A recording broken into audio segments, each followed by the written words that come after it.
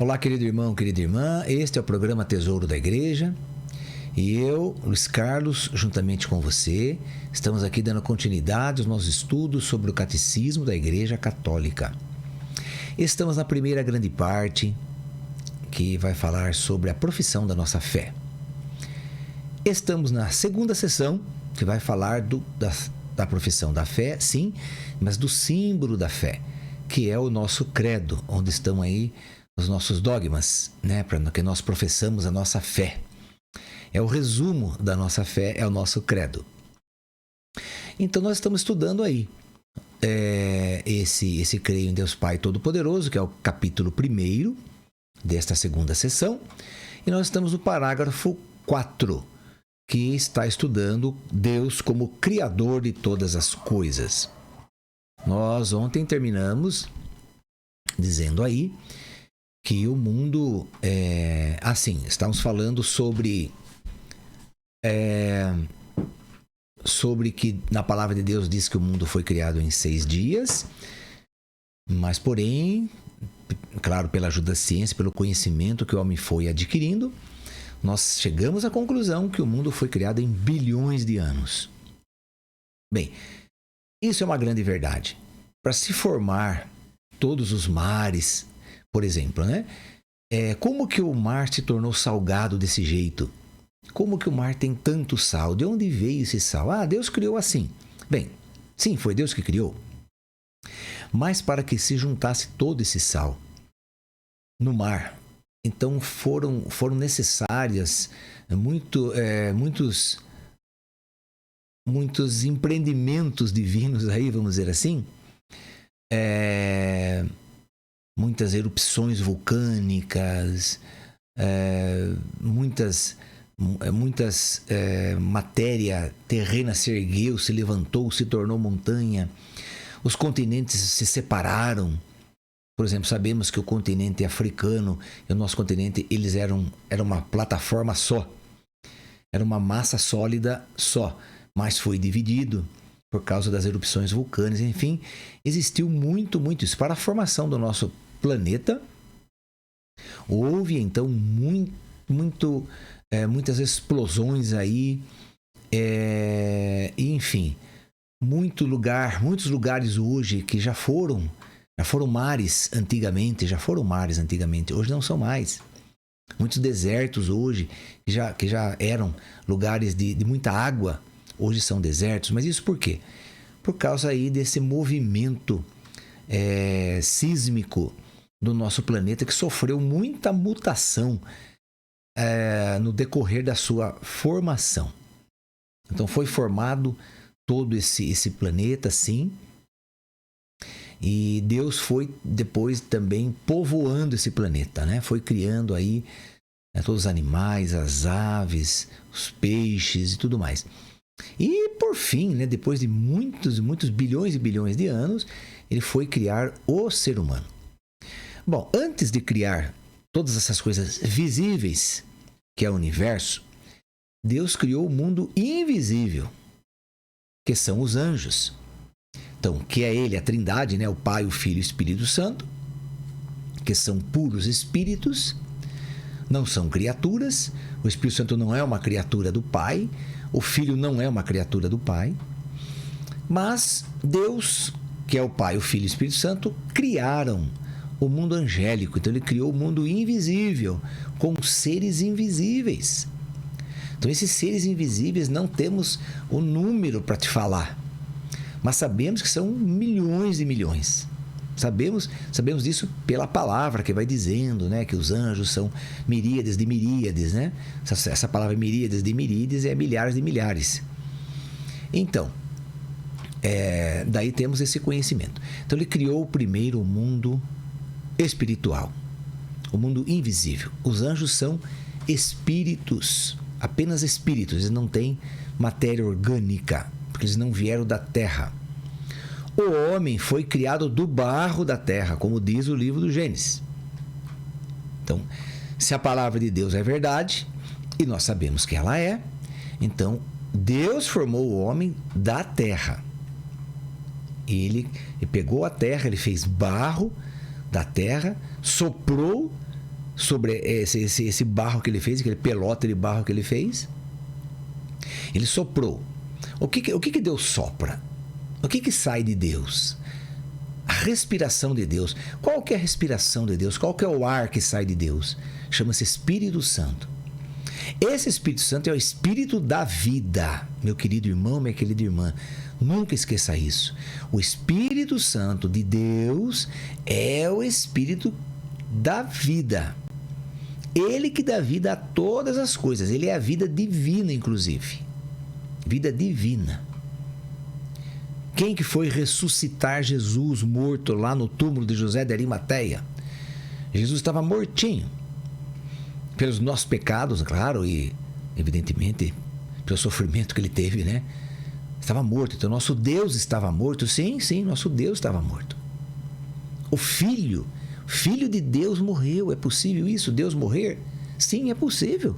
Vai dizer São Paulo. A carta aos Romanos, aí ele vai dizer claramente que a morte do nosso Deus, ele usa uma expressão assim: a linguagem da cruz é loucura para os pagãos, quer dizer, para os pagãos que não acreditam em Deus, e heresia para os judeus, porque os judeus acreditam em Deus, e para eles Deus não morre. Então, você falar para eles que o Deus deles, que é o mesmo Deus que o nosso, morreu na cruz, você vai criar uma grande confusão. Pois então, mas verdadeiramente o nosso Deus morre na cruz. E quem que vai dar vida ao corpo mortinho de Jesus lá no túmulo de José de Arimateia? O Espírito Santo.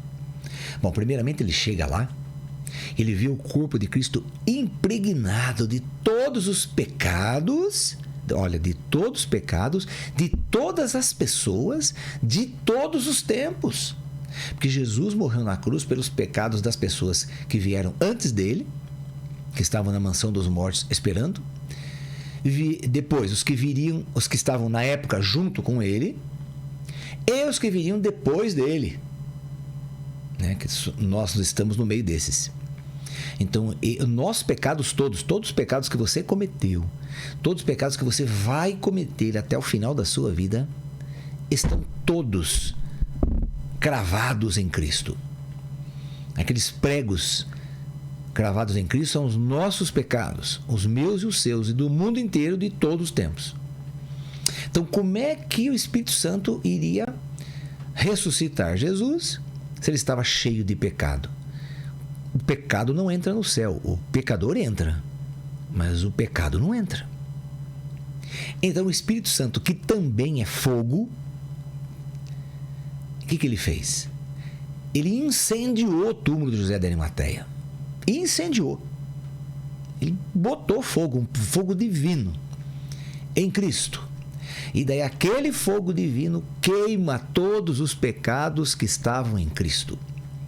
Aí Cristo fica limpo. Não tem mais pecado. Do jeito que ele veio ao mundo, né, sem pecado, ele agora se encontra sem pecado, porque o Espírito Santo queimou, destruiu todo o pecado que estava em Cristo. Aí ele ressuscita Jesus. Ressuscita, ele dá vida ao corpo morto de Cristo. Aí Jesus ressuscita. Então, veja que o Espírito Santo é o Espírito da vida. E, aliás, deixa eu fazer um parênteses aqui. Quando você recebe a Eucaristia, você está recebendo corpo, sangue, alma e divindade de Cristo, e é verdade, esses 4 elementos estão naquele pedacinho de pão. Você está recebendo, na verdade, o corpo ressuscitado de Cristo, não o corpo antes de morrer. O corpo ressuscitado. Ah, mas Jesus deu para os discípulos dele o corpo dele antes de morrer. Se ele desse o corpo dele antes dele morrer, ele tinha que tirar pedaços dele para dar para as pessoas. Isso não aconteceu. Ele deu a Eucaristia ali, que é o corpo dele, depois de ressuscitado. Ele iria morrer primeiro, ser ressuscitado, como eu estava falando pelo Espírito, e daí sim ele daria o corpo dele para nós. Ah, mas como é que ele pôde dar então o corpo dele se ele não tinha nem morrido ainda? Pois é um mistério. Mas dentro da igreja nós chamamos de mistérios por antecipação. Mistérios que Deus antecipou.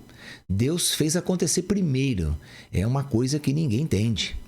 Por exemplo, como é que Maria foi lavada no sangue do filho dela quando ela foi gerada no ventre da mãe dela, de Santa Ana?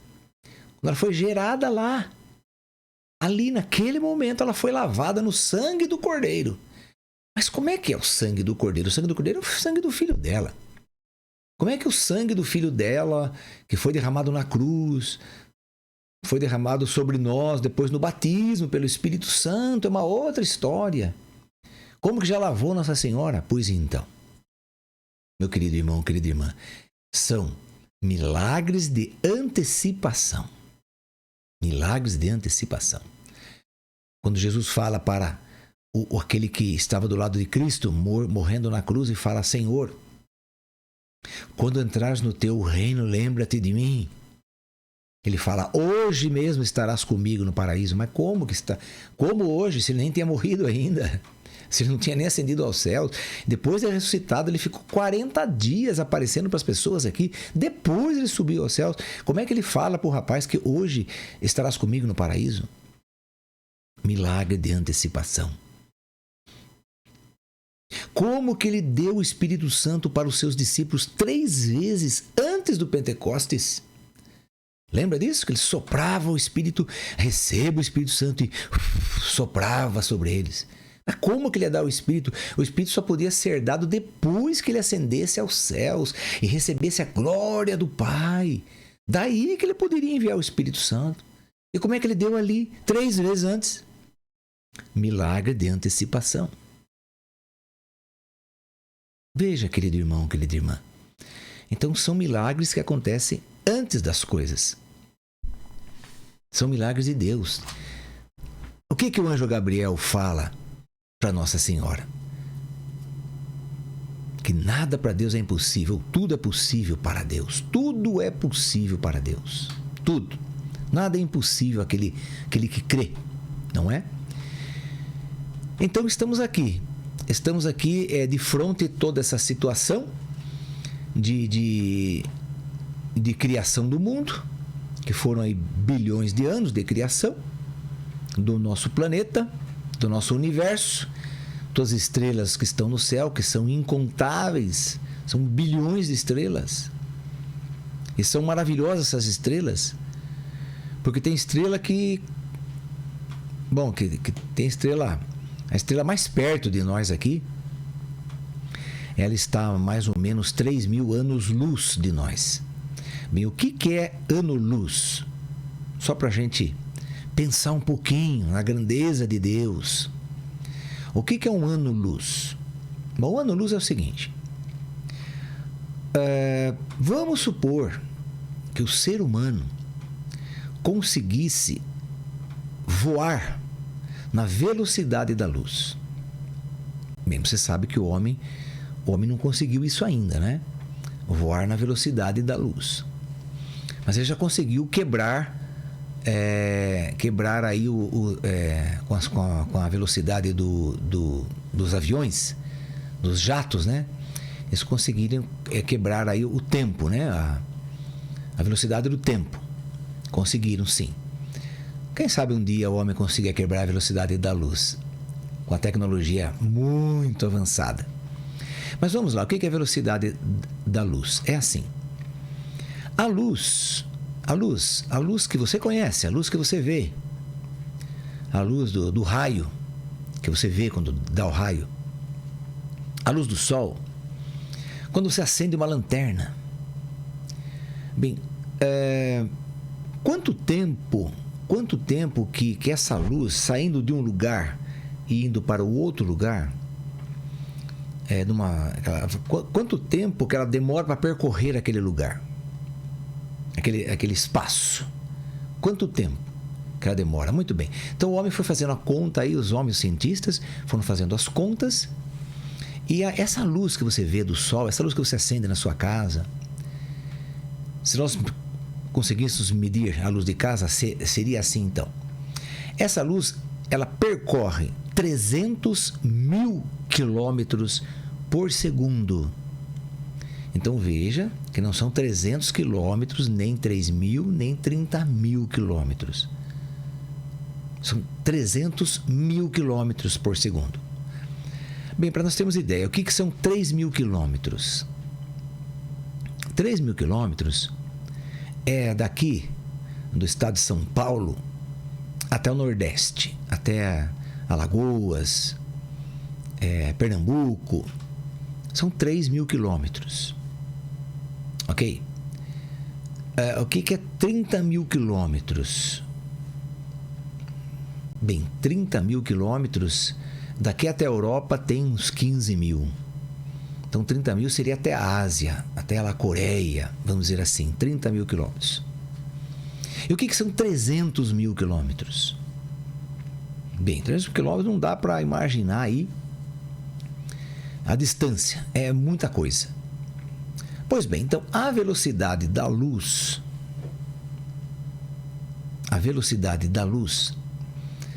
o tempo que você fica parado num semáforo de 3 tempos, o semáforo de 3 tempos tem 1 minuto e meio, mais ou menos, que você fica parado ali.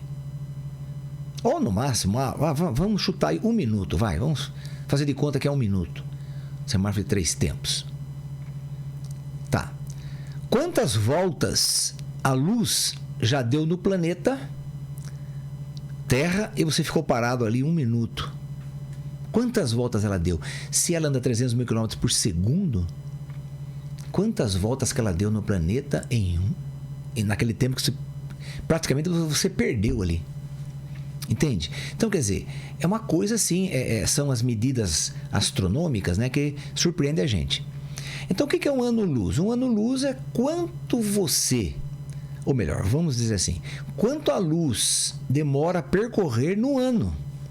Qual a distância que ela demoraria a percorrer no ano? Se ela anda 300.000 km por segundo, quanto que ela andaria num minuto?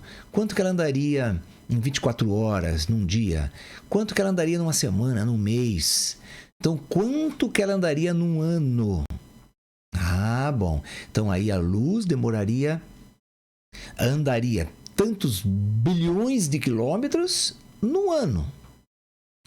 Então, se nós conseguíssemos andar na velocidade da luz, o ser humano entrasse num foguete que tivesse a velocidade da luz, que esses filmes que aparecem aí, né, na televisão, aqueles discos voadores, que de repente eles somem assim. Então, por que somem? Porque é na velocidade da luz, daí a gente não vê mais. Então, vamos supor que você estivesse num foguete, ou nesse disco voador aí. Ok?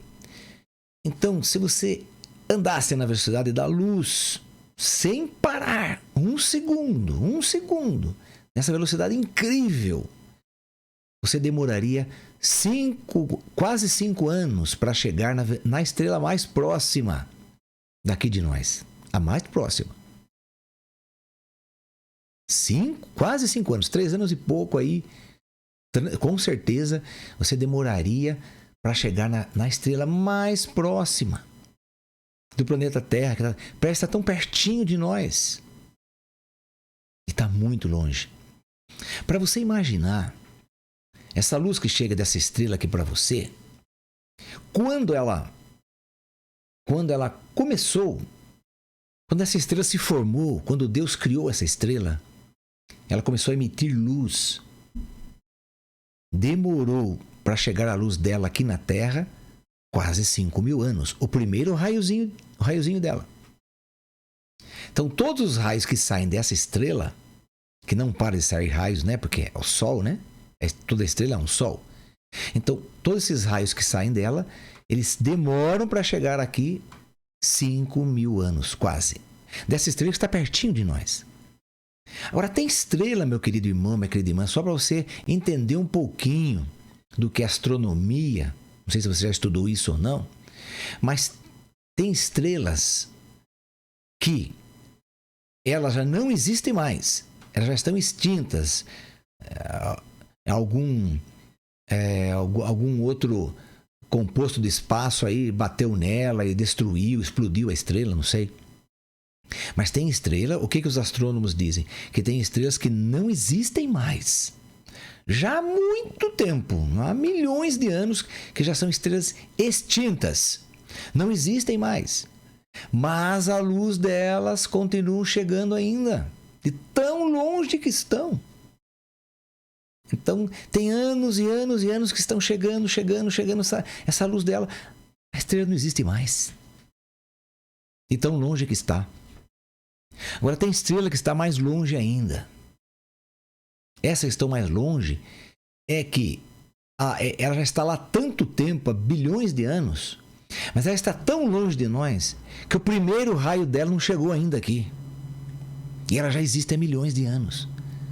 Mas veja quanto longe está essa estrela.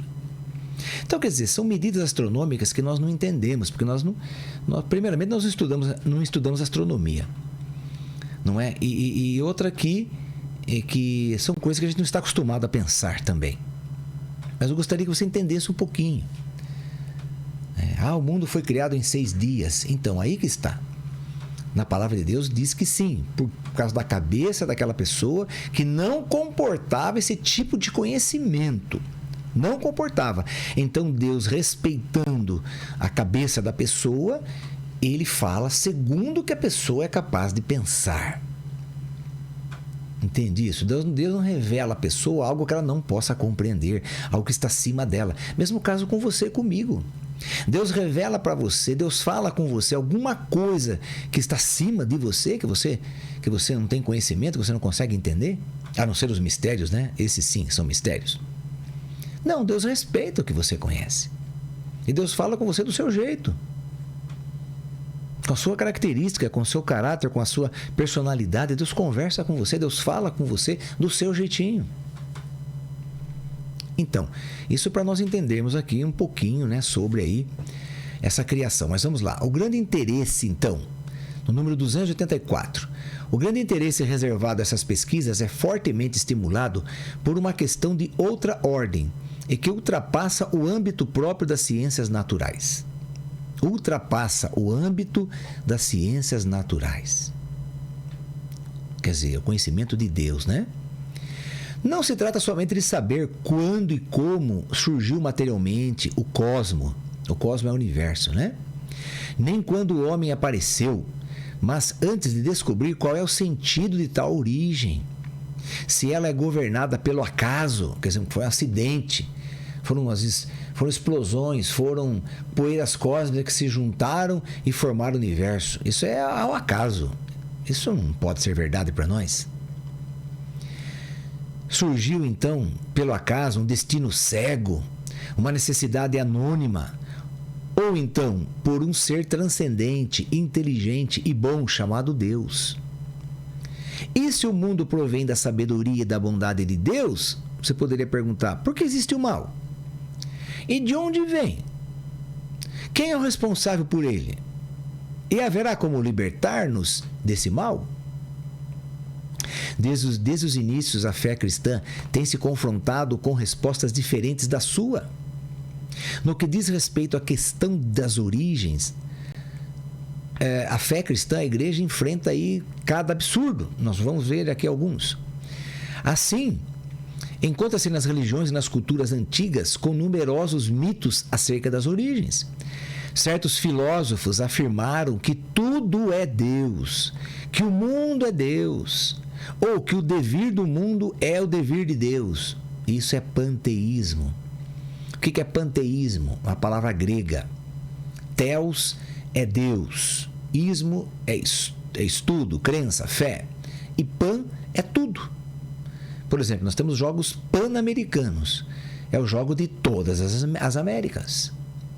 Ok? Então, panteísmo é tudo a Deus. Então, você não pode acreditar nisso. Você não pode acreditar que um passarinho é Deus, que uma barata é Deus, que uma flor é Deus. Você não pode acreditar nisso. Isso é panteísmo.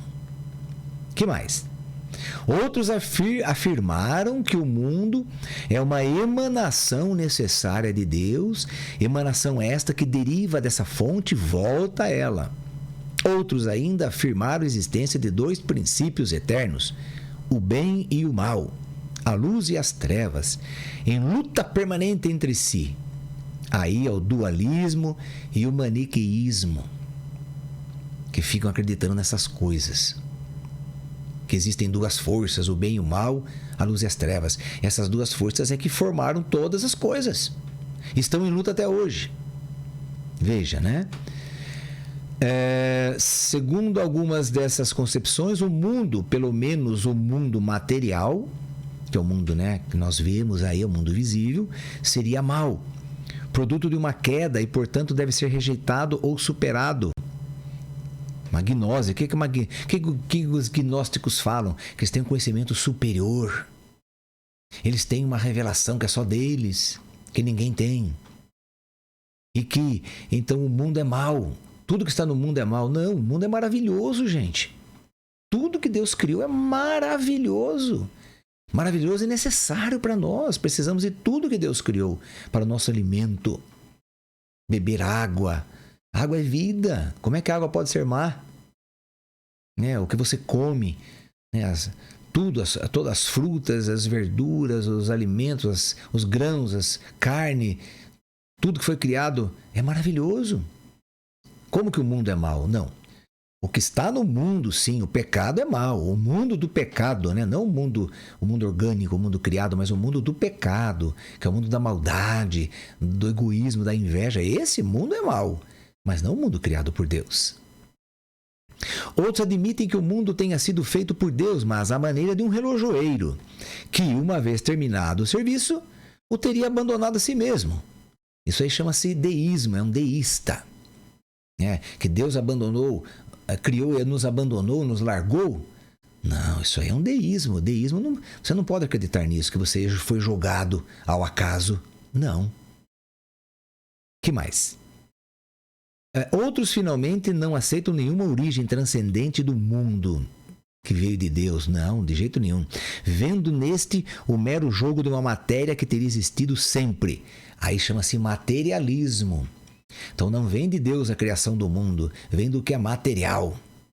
O material pelo material. O material se cria.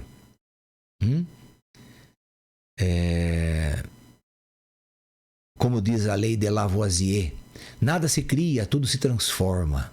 Então, materialismo. Todas essas tentativas dão prova da permanência da universalidade das questões das origens.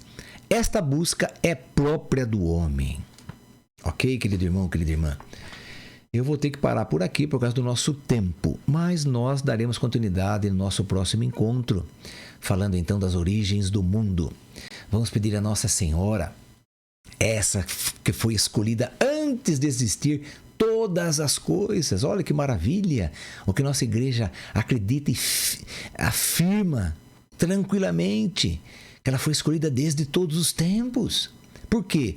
Por causa daquilo que o pastor de Hermas falava, né? Que o mundo foi criado em vistas da igreja. Mas para existir a igreja, que é o corpo de Cristo, teria que existir Cristo. Para existir Cristo, teria que vir de uma mulher. Então, Deus escolheu esta mulher antes de todos os tempos. Olha que mistério maravilhoso, não é?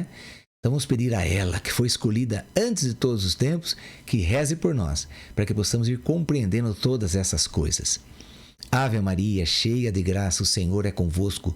Bendita sois vós entre as mulheres, e bendito é o fruto do vosso ventre, Jesus. Santa Maria, Mãe de Deus, rogai por nós, pecadores, agora e na hora de nossa morte. Amém. E que o Senhor nos abençoe em nome do Pai, do Filho e do Espírito Santo. Amém. E até o nosso próximo programa, se Deus quiser.